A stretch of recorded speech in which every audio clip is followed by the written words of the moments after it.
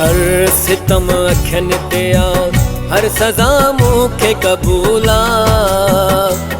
ख़ुदा जे वास्ते न छॾे वञ है। हर सितम अखियनि ते आ, हर सज़ा मूंखे क़बूल आ। ख़ुदा जे वास्ते न छॾे वञ है। हर सितम अखियनि ते आ।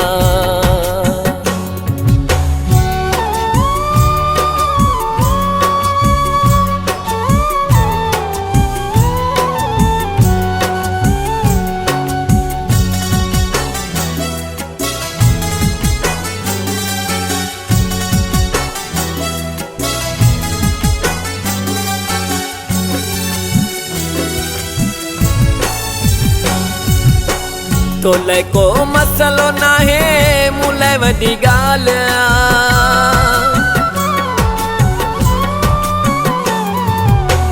तोले को मसलो नाहे, मूले वॾी ॻाल्हि आ।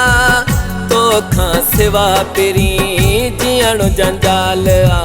तो त वसायो वञी पंहिंजो नओं घर नओं शहर। मुंहिंजो हिते केरु धणी आ है। हर सितम अखियनि ते, हर सज़ा मूंखे क़बूल आ। ख़ुदा जे वास्ते न छॾे वञ है। हर सितम अखियनि ते आ।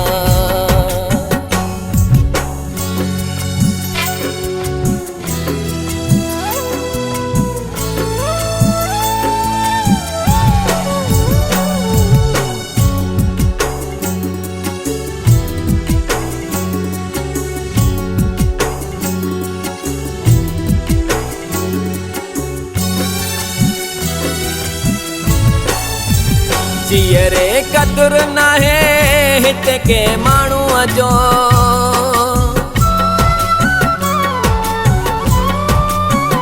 जीअरे क़दुरु नाहे हिते के माण्हूअ जो। मरण खां पोइ थिए थो हर को माइट पंहिंजो। जीअरे क़दुरु कोन कयमि, हाणे पछतायां पियो मिठा। ख़ुदा जे वास्ते न छॾे वञ है।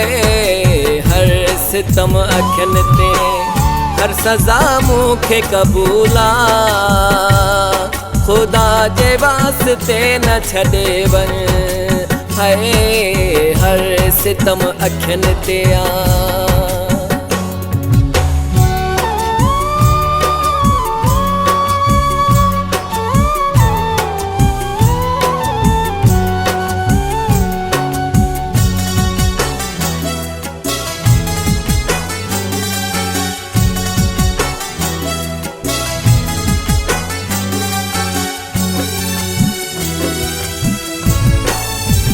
तुंहिंजो दर्शन बि मूं लाइ हिकु वॾी ॻाल्हि आ।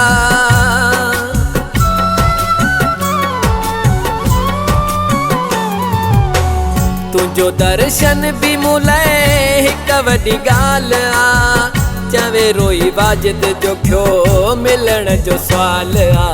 जानी हाणे मूंखे तुंहिंजो रुगो दीदार करणो आ। ख़ुदा जे वास्ते न छॾे वञ है। हर सितम अखियनि ते, हर सज़ा मूंखे क़बूल आ। ख़ुदा जे वास्ते न छॾे वञ है। हर सितम अखियनि ते आ।